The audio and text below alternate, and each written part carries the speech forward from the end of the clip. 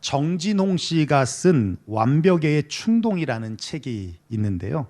그 책에 보면 육상의 전설, 또 선구자, 영국 스포츠의 아이콘이라는 수식어의 주인공인 로저 베니스터라는 사람에 대한 이야기가 나옵니다. 그가 그런 수식어를 갖게 된 이유가 있는데요. 1마일을 3분 59.4초에 주파한 기록 때문입니다. 당시 1마일, 킬로미터로 하면 1.6km 정도 되거든요. 4분 안에 달린다는 것은 불가능한 일로 여겼고, 만약 그렇게 달린다면 인간의 폐와 심장이 파열될 것이다 라고 생각을 했었던 때예요. 그런데 그가 그 마의 장벽을 무너뜨리고 인간의 한계를 뛰어넘었다는 겁니다. 그런데 놀라운 것은 무엇이냐?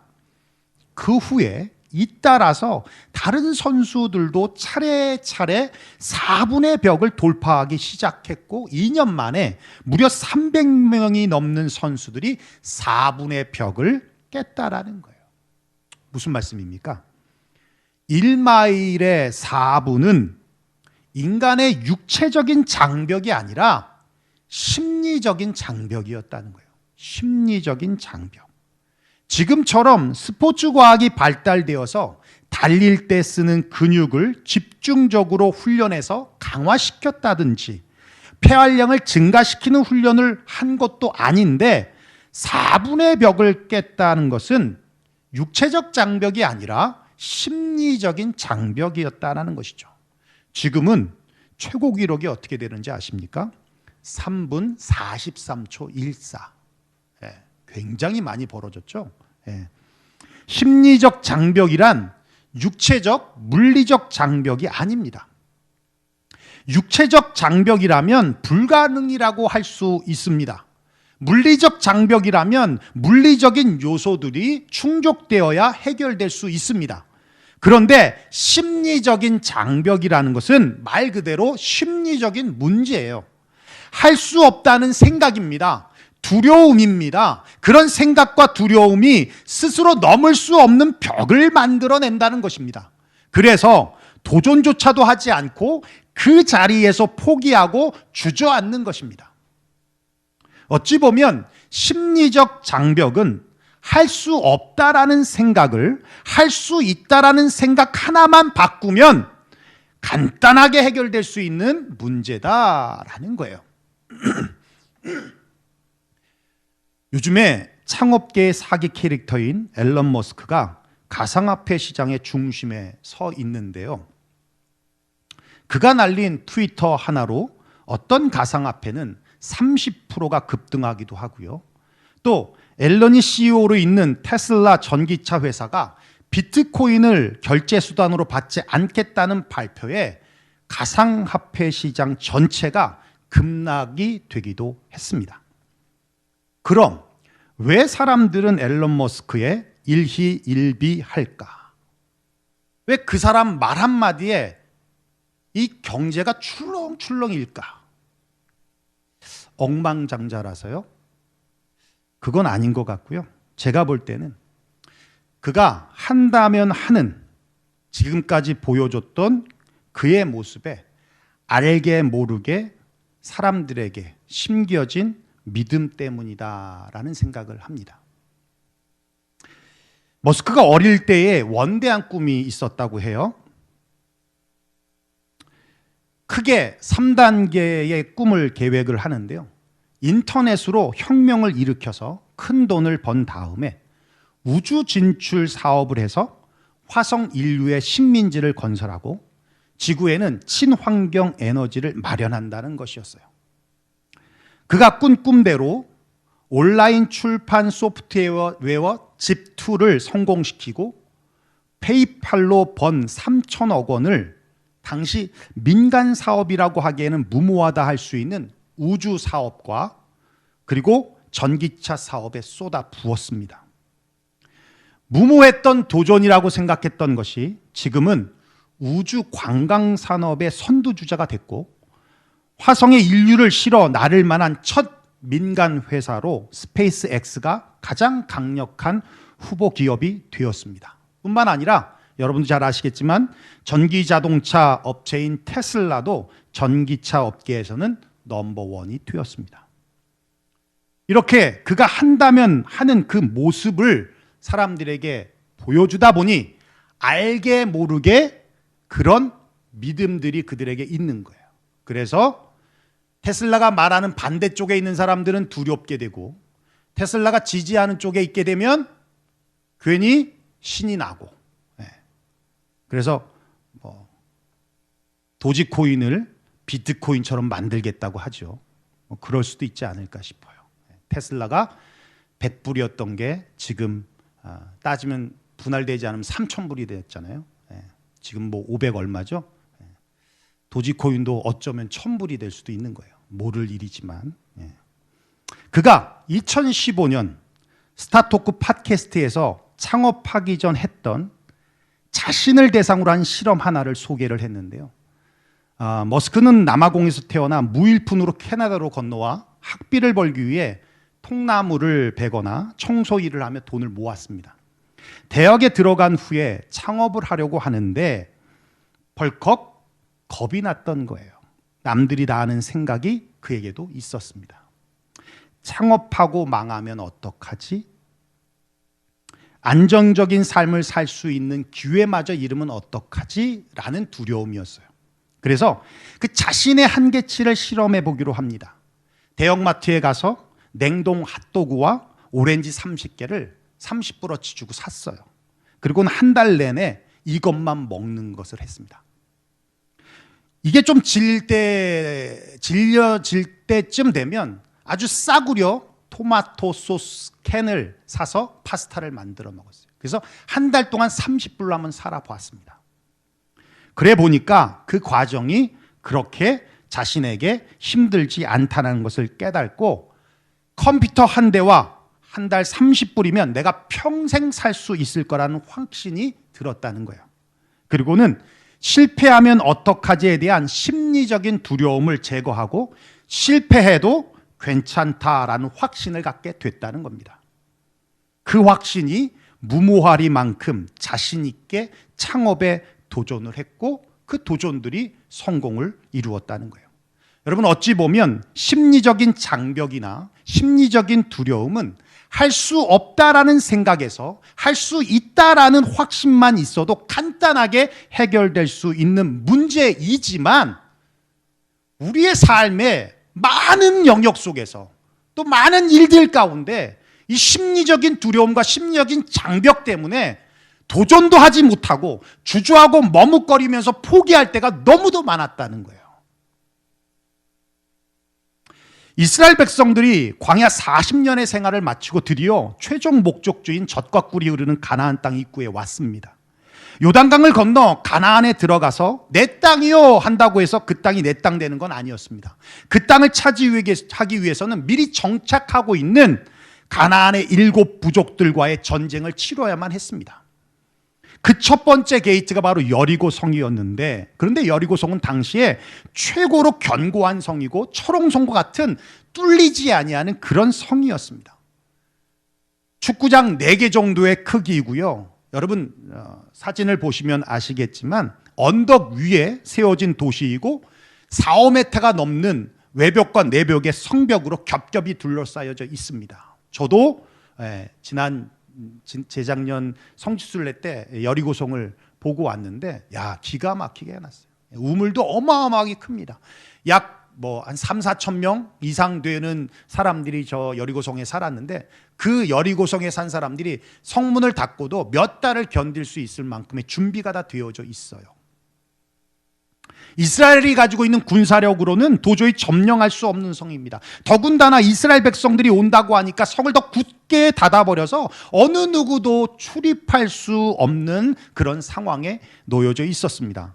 어떻게 보면 이스라엘 백성들에게는 여리고 성의 성벽의 높이보다 심리적인 장벽의 높이가 더 높았을 수도 있다라고 하는 것이죠.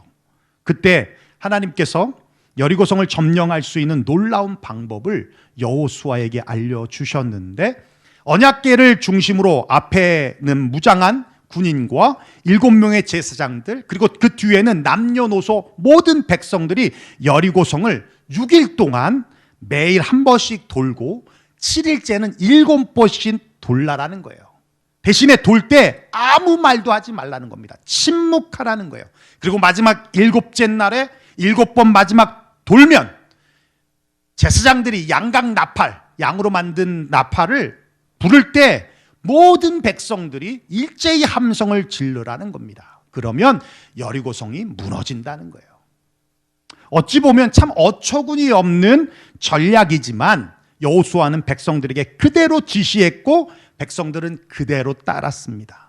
정말 침묵하며 하루에 한 바퀴씩 돌고 마지막 7째 날에 7바퀴 돌고 제사장들이 양각 나팔을 불자 백성들이 일제히 함성을 질렀습니다. 그랬더니 정말 기적과 같이 여리고성이 와르르르 하면서 무너져 내렸어요.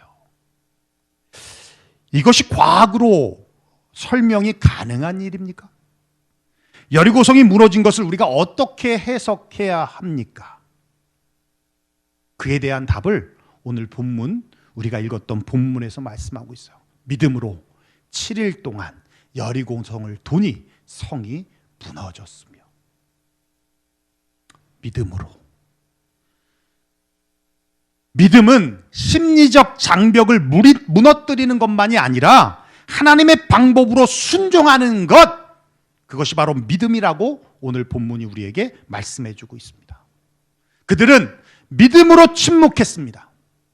그리고 믿음으로 땅을 밟았습니다. 그리고 믿음으로 함성을 질렀습니다. 그랬더니 성이 와르르 무너졌습니다. 그렇다면 하나님은 왜 침묵하라고 말씀하셨는가? 우리가 본문으로 보지 않았지만 여호수아 6장 10절에 보면 이렇게 말씀하고 있어요. 여호수아가 백성에게 명령하여 이르되 너희는 외치지 말며 너희 음성을 들리게 하지 말며 너희 입에서 아무 말도 내지 말라. 그리하다가 내가 너희에게 명령하여 외치라 하는 날에 외칠지니라 하고. 여러분, 이 한 구절이지만 말하지 말라라는 것을 3번이나 말씀하고 있어요. 반복적으로 강조하고 있습니다. 만약 자유롭게 말하도록 내버려 두었다면 좋은 말 안 나왔을 거예요. 부정적인 말, 부정적인 언어, 원망하는 말들이 아주 많이 나타났을 것입니다. 광야에 있으면서 그들은 끊임없이 불평하고 부정적인 말을 하고 원망하고 모세를 향하여 왜 우리를 광야에 나와서 죽게 하느냐, 언제 너가 우리의 지도자가 되었느냐 하면서 하나님을 원망하고 모세를 원망했다는 거예요. 여리고성을 돌면서 별별 소리를 다 했을 것입니다. 야, 우리가 성 돌려고 왔어? 야, 우리 전쟁하러 왔는데 야, 이렇게 해서 무슨 전쟁이 되겠어? 야, 이렇게 돌고 돌다 보니까 돌겠네? 응? 돈다고 무너지겠어? 돈 사람들이 도는 거야. 나 안 해. 우리가 모두 돌았니? 돌게? 이러면서 뭐 별별 소리 다 했을 거예요. 말도 안 되는 소리에 꼬리에 꼬리를 물면서 아마 했을 겁니다. 그래서 하나님은 침묵하게 하셨어요. 침묵하게. 여러분, 때론 우리가 살다 보면 정말 여리고성과 같은 인생의 문제를 만날 때가 있어요. 아인슈타인 아니면 풀 수 없는 문제. 정말 이러지도 저러지도 못한 인생의 고난의 문제를 맞닥뜨릴 수 있어요. 그때 여러분 침묵하셔야 돼요. 그런 문제를 놓고 나는 끝났다, 나는 망했다, 하나님 왜 내게 이런 것을 주십니까? 원망하고 또 너 때문이야, 쟤 때문이야, 당신 때문이야 하는 순간 여러분 안에 심리적인 장벽들이 세워지는 거예요. 어찌 보면 간단하게 해결할 수 있는, 내가 방법을 몰라서 그렇지 방법을 알면 간단하게 해결할 수 있는 문제임에도 불구하고 심리적 장벽이 내 안에 만들어지는 순간 그것은 넘을 수 없는 벽이 되어버립니다. 그래서 여러분, 만약 인생에 정말 어려운 문제를 만날 때 먼저 침묵하십시오. 부정적인 말 꺼내지 마십시오. 할 수 없다는 말 하지 마십시오. 망했다는 말 하지 마십시오. 주님은 침묵하게 하셨습니다. 하나님의 방법이었습니다. 두 번째, 왜 하나님은 땅을 밟도록 하셨는가? 만약 성에서 돌을 던졌다면 맞아 죽을 수도 있는 아주 위험한 일입니다. 여러분, 행주산성, 행주대첩이라고 아시죠? 무기가 없어서 돌을 가져다가, 행주치마에 돌을 가져다가 투석전을 벌인 거, 그죠? 여러분, 200만 명이라고 하는 인구가 여리고성을 돌아요. 눈 감고 돌 던지면 아무나 한 명은 맞습니다. 아무나 한 명은 맞아요. 어찌 보면 위험할 수 있는 상황이야. 그런데 그 위험한 일을 무려 7일 동안 13번이나 그 성을 돌며 땅을 밟으라고 말씀하고 있어요. 신명기 11장에 말씀하고 있는데요, 너희 발바닥으로 밟은 곳은 다 너희의 소유가 되리니 너희의 경계는 곧 광야에서부터 레바논까지요 유바라데 강에서부터 서해까지라. 너희 하나님 여호와께서 너희에게 말씀하신 대로 너희 밟는 모든 땅 사람에게 너희를 두려워하고 무서워하게 하리니 너희를 능히 당할 사람이 없으리라. 땅을 밟게 하셨어요. 그리고 여호수아 1장 3절에 모세가 죽고 여호수아가 이제 그 다음 리더로 세워질 때 하나님이 여호수아에게 말씀합니다. 내가 모세에게 말한 바와 같이 너희 발바닥으로 밟는 곳은 모두 내가 다 너희에게 주었노니. 가나안은 벌써 약속된 곳입니다. 하나님이 아브라함 때부터 약속해 주셨고 그건 이스라엘 백성들의 땅입니다. 그런데 그들이 밟아야만 주시는 거예요. 그렇다면 왜 돌게 하셨어요? 한 바퀴만 돌면 되는 거 아니에요? 왜 13번이나 돌게 하셨을까요? 이게 하나님과 인간의 차이예요. 인간의 관점은 점령입니다. 그 성을 정복하는 거예요. 인간의 관점입니다. 그러나 하나님의 관점은 순종이에요. 점령이 아닌 순종이에요. 벌써 그 땅은 주신 거예요. 그런데 그 땅을 차지할 자격이 있는지를 보시는 거예요. 그 자격이 순종이에요. 그리고 하나님이 벌써 주신 축복을 확인하는 것입니다. 다음 전쟁은 아이성의 전투였는데 아간이라고 하는 사람이 불순종해서 여리고성에 비하면 10분의 1 정도의 수준밖에 안 되는데 이스라엘 백성이 그 전쟁에서 패배했습니다. 아간이라는 사람이 여리고성에서 전리품으로 개인이 가질 수 없는 상황임에도 순종하지 않고 개인이 소유를 했어요. 불순종한 것입니다. 그 한 사람의 불순종으로 인해서 아이성은 패배하고 말았습니다. 하나님의 관심은 아이성을 점령하는 것에 있지 않습니다. 여리고성을 점령하는 것에 있지 않습니다. 이스라엘 백성들이 얼마나 순종하는가에 있습니다. 그래서 그들에게 무모한 것 같지만 믿음으로 성을 돌라라고 명령하고 있는 거예요. 그들은 믿음으로 성을 돌았다는 거예요. 여러분, 하나님이 참 무모한 요구를 하실 때가 있습니다.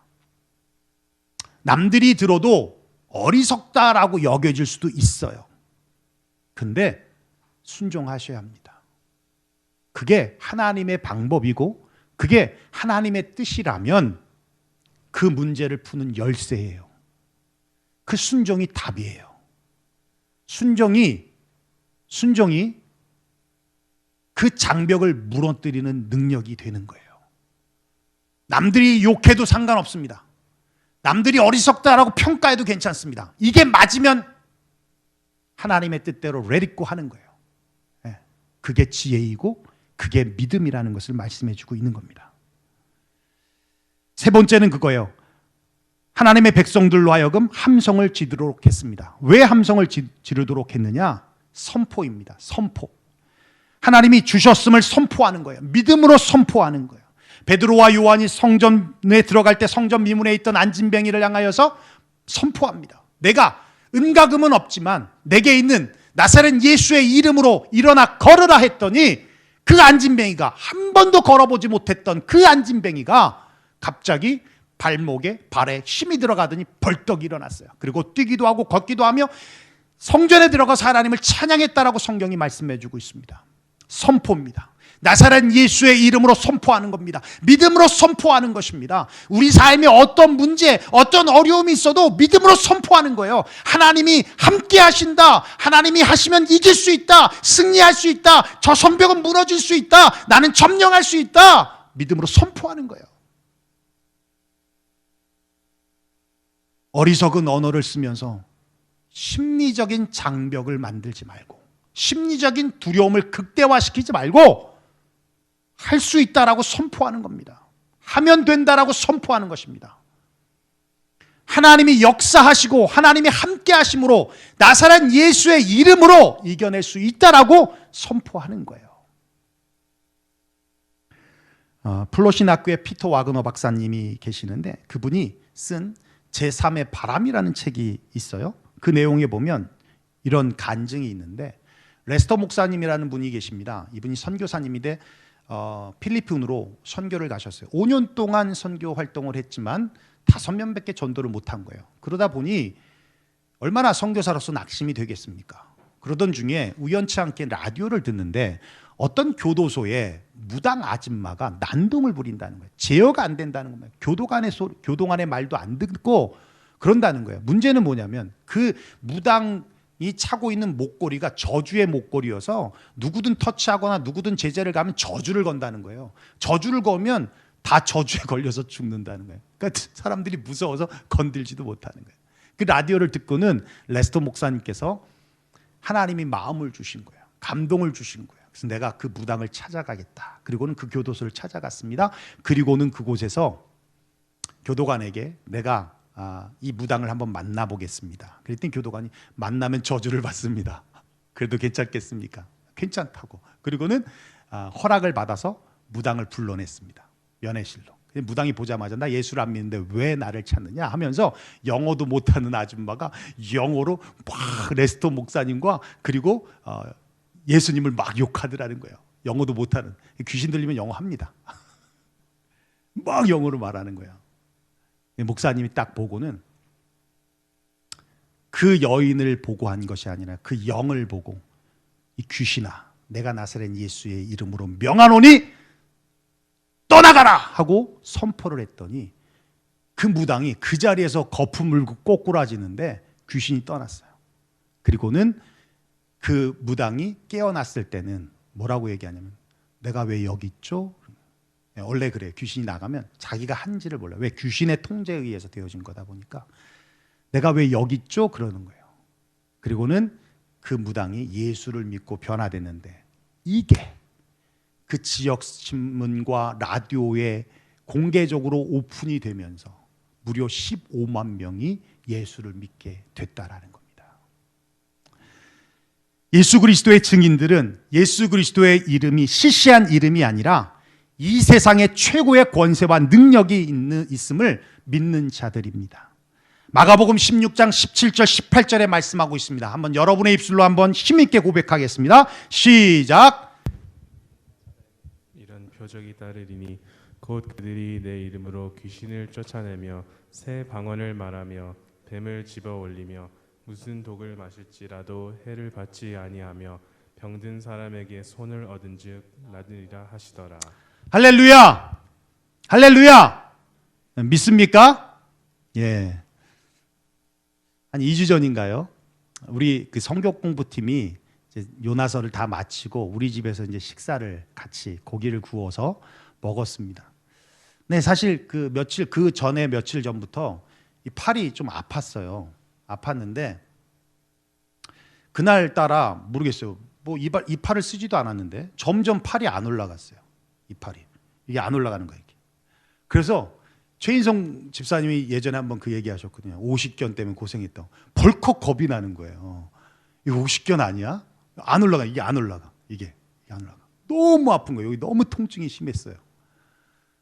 근데 이제 그 다음 날인가 그 토요일인가 아무튼 효석 집사님이 우리 집에 잠깐 방문을 했어요.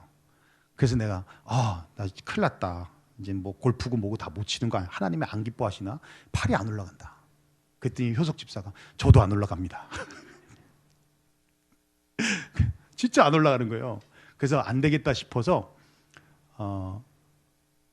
새벽에 이제 세 분 나와 계세요. 그 김영신 전사님, 왕영희 권사님, 그리고 대철 형제님 세 분 계시는데 기도 제목을 내놨어요. 내가 이 팔이 안 올라갑니다. 이게 안 올라가서 큰일 났습니다. 기도 좀 해주십시오. 하나님의 치료하심이 있게 좀 기도 좀 부탁드립니다. 부탁을 드렸어요. 그리고는 이제 기도 시간 마치고 전 사무실로 갔는데 김영신 전사님 보통 기도 마치고 집에 가시는데 사무실로 오셨어요. 김영신 전사님이 목사님 제가 기도 좀 해드리고 싶습니다. 근데 딱 하나님이 감동을 주셨다라는 생각이 들더라고요. 그래서 김영신 전사님께 그럼 기도해 주십시오라고 앉아서 어깨를 드리고 기도를 받았는데 기도 받고 났는데 한 10분 기도했던 것 같아요. 믿음으로 선포하시고 믿음으로 아멘하고 받고 이게 진짜 안 올라갔던 팔이 이렇게 올라간 거예요. 이렇게 올라갔어요. 와, 하나님이 고쳐주셨습니다. 근데 이제 통증은 있었어요. 통증은 조금 덜 했을까? 예. 예, 이제 그래서 너무 감사해서 전사님 기도해 주셔서 너무 감사해요. 그리고 이제 제가 문까지 배웅하면서 조금 통증이 있는데 많이 좋아졌습니다. 그리고 이렇게 돌아가지도 않았는데 돌아가는 거예요, 이렇게. 그리고는 그날 오후에 이제 퇴근을 하는데 이쪽 손으로 운전을 못 했어요. 근데 아프긴 한데 운전이 됐어요. 이쪽 손으로. 그리고 이제 저녁이 됐더니 더 이게 통증이 더 심하게 오는 거예요. 심하게 와서 찜질도 하고 또 파스도 붙이고 그리고 병원을 가야 되나 하고 있다가 기도했죠. 하나님 고쳐달라고 기도하고 자는데 아침 한 4시 한 반에 일어나거든요. 일어나서 이제 기지개를 쭉 피는데 이 팔은 안 올라가잖아 원래. 이렇게 하니까 기지개가 안 되잖아. 이렇게 하는데 이 팔도 올라가는 거예요. 이렇게 올라가는데 안 믿기잖아요. 그래가지고 이상하다. 그리고는 이 팔만 올리고 또 이 팔 올 때 이 팔이 올라가는 거예요. 근데 문제는 하나도 안 아픈 거야. 깜짝 놀랐어요. 하나도 이 팔이 안 아픈 거예요. 그날 밤에 우리 사모가 알거든요. 너무 아파가지고 어떻게 해야 되나 병원을 가야 되나 막 이랬단 말이에요. 하나도 안 아픈 거예요. 그리고 돌렸더니 돌아가는 거야 이게. 그런데 그 밤에 꿈을 꾸는데 하나님인지는 모르겠는데 누군가 나와서 내 팔을 툭 친 거예요. 이렇게 툭 쳤어요. 그게 기억이 나는 거예요. 그리고는 팔이 하나도 안 아프고 난 거예요. 여러분, 기도할 때 그 기도로도 바로 나타나기도 하지만 그 기도의 효력들이 사실 꿈을 통해서도 나타나거든요. 얼마나 감사한지. 네, 그 다음날 새벽에 간증을 했어요. 새벽에 전사님이 기도해 줬는데 그날 밤 꿈꿔서 났다 그랬더니 전사님이 너무 좋으셔가지고 또 그 예배 마치고 기도 끝나고 오셔서 또 회복 기도를 또 해주시더라고요. 저는 사실 그 설교하면서도 참 그런 역사들이 많이 있거든요. 한 2주 전인가요? 일부 예배를 인도하는데 너무너무 힘이 드는 거예요. 들어오기 전에는 안 그랬는데 막 허리, 무릎이 너무 아픈 거예요. 그래서 2부 예배 이거 인도할 수 있겠어? 그러면서 설교를 하는데 일부 설교하는데 너무 집중이 안 되고 너무 힘들었어요. 근데 전도사님이 워낙 저를 사랑하시니까 전도사님이 월요일 날이에요. 전화를 주셨어요. 목사님 혹시 어저께 좀 몸이 안 좋으셨어요? 얼굴이 좀 안 좋아 보이더라고. 예. 제가 허리하고 무릎이 너무너무 아팠어요. 아시더라고요. 예. 근데 1부 예배 마치고 2부 예배의 텀이 있잖아요. 1시간 반 정도에. 그래서 하나님 나 이렇게 아프면 2부 예배도 말씀 전하는 게 참 쉽지 않을 것 같은데 하나님 고쳐주세요 라고 기도하고 들어오는데 들어올 때만 해도 아팠어요. 근데 이제 선포하고 예배 선포하고 찬양 끝나고 통성으로 기도하잖아요. 통성으로 기도할 때 아팠던 허리와 무릎이 그냥 싹 사라진 거예요. 완전히. 내가 안 믿을 줄 알았어. 내가 믿으라고 하는 얘기는 아닙니다. 내가 여러분 믿으라고 하는 얘기는 아니에요. 절대 아닙니다. 그냥 간증하는 거예요. 믿든지 말든지 알아서 하시고. 싹 났어요. 여러분 하나님 살아계심을 믿으십니까? 우리 그 주빌리 복음 통일 선교 이야기를 지난주에 마쳤는데 마지막 4번째 마지막 4일차 때 말씀 전해 주신 분이 김성근 목사님이세요. 이분 탈북자신데요. 이분이 뭐라고 말씀하시냐면 이분이 미국이나 한국에서 약이 있잖아요. 약을 쓰다가 남은 것들 이런 것들을 받아서 북한으로 보내요. 북한은 약이 없어요. 그러니까 정말 약 하나리면 충분히 해결될 수 있는 건데 이걸 못 고쳐가지고 고질병이 되거나 아니면 심해지거나 그런다는 거예요. 그런데 이분이 그런 말을 해요. 약이 없다 보니까 믿는 크리스찬들이 기도하면 역사들이 어마어마하게 나타난다는 거예요. 어마어마하게. 그런데 우리가 가지고 있는 퀘스천 중에 하나가 과연 북한에 지하교회가 있을까? 믿는 사람들이 과연 얼마나 있을까에 대한 그런 궁금증이 있잖아요. 이분이 진짜 찐인 게 우리가 기존적으로 알고 있는 내용이 있어요. 뭐가 있냐면 사실 복음의 부흥은 대한민국의 부흥은 평야에서부터 시작됐단 말입니다. 그러니까 남아있던 분들의 성도들이 있어요. 그분들의 지하교회 크리스찬들. 두 번째가 누구냐면 탈북을 했는데 중국 국경 지역에서 선교사님들 만나서 변화된 사람들. 이분들이 제3국이나 대한민국으로 하지 않고 다시 가족의 품으로 돌아가서 거기서 전도하시는 분들. 그렇게 해서 믿는 분들이 계세요. 이 두 가지는, 두 부류는 기존에 알고 있었거든요. 근데 한 부류를 더 얘기하시는데 극동방송에서 라디오를 보내주거든요. 삐라처럼 보냅니다. 그럼 그걸 주시면 극동방송에서 쏴주는 설교 말씀들이 있어요.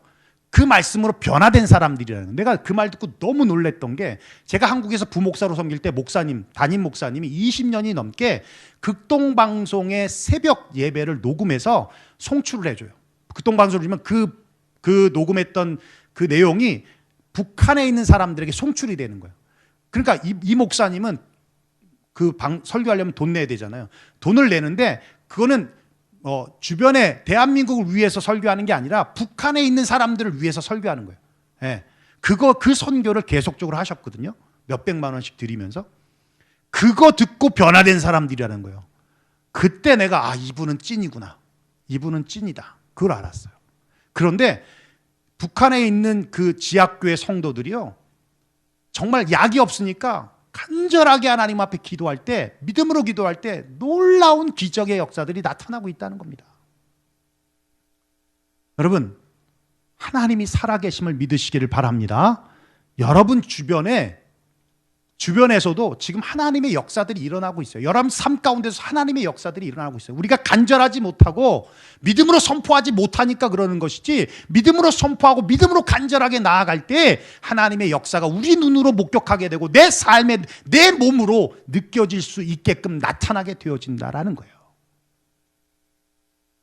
우리가 2020년 연말에 우리 송구영신 예배 드릴 때 제가 신유 기도를 드렸잖아요.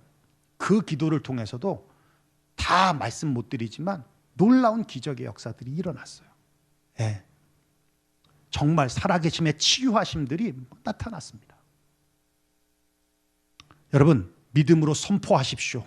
여러분의 삶에 어려움이 있을 때, 또 여러분이 풀 수 없는 그러한 난감한 상황에 놓여졌을 때 쓸데없는 부정적인 말, 원망의 말, 불평의 말들, 이런 걸로 심리적 장벽 만들지 말고, 심리적 두려움 만들지 말고 믿음의 말로 선포하십시오. 예수 그리스도의 능력으로 선포하십시오. 그러면 여리고성과 같이 와르르 무너지는 놀라운 역사를 경험하게 될 줄로 믿습니다. 여러분, 살다 보면 우리의 힘으로 도저히 해결할 수 없는 여리고성과 같은 인생의 문제를 만날 때가 있습니다. 할 수 없다라는 심리적 장벽에 눌려서 어찌할 바를 몰라 헤매고 방황하지 말고 믿음으로 하나님의 방법을 찾으십시오. 믿음만으로 해결되어야 될 문제들이 우리의 삶에 있다는 거예요. 하나님의 방법은 침묵입니다. 그 문제를 보면서 원망하고 불평하고 남 탓하지 말고 후회하지 말라는 겁니다. 하나님의 방법은 땅을 밟는 것입니다. 순종이고 도전입니다. 그리고 믿음으로 선포하는 것입니다. 그러면 어떠한 문제도 와르르 무너 내려지게 될 줄로 믿습니다. 전도할 때도 마찬가지입니다.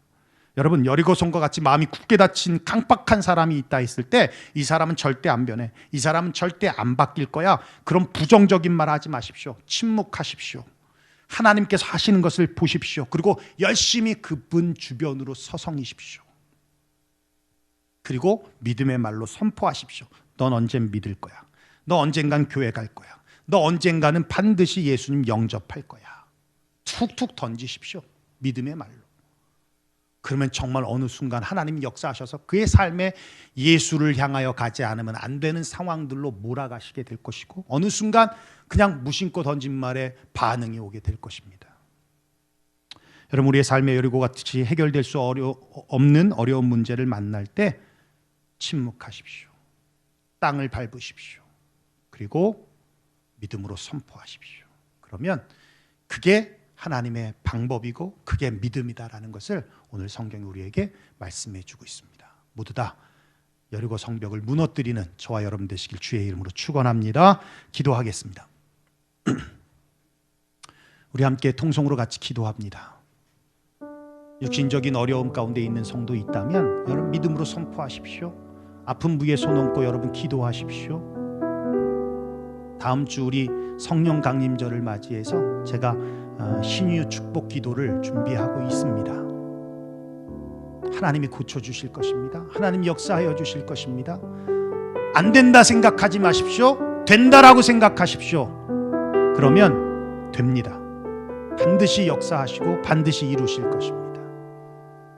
침묵하십시오. 부정적인 말 꺼내지 마십시오. 원망의 말도 꺼내지 마십시오. 그게 여러분 심리적인 장벽을 만들어낼 것이고 심리적인 두려움을 만들어서 정말 할 수 없어서 못하는 게 아니라 그것 때문에 못하게 되는 일이 벌어지게 됩니다. 믿음의 말로 선포하십시오. 순종하십시오. 무모하다라고 생각할 만큼 어리석다라고 여겨질 만큼 일이라 할지라도 순종하십시오. 역사가 이루어질 것입니다. 우리 시간 함께 기도하며 나아갑니다. 기도하겠습니다. 고마우신 우리 아버지 하나님 감사와 영광 하나님 앞에 올려드립니다.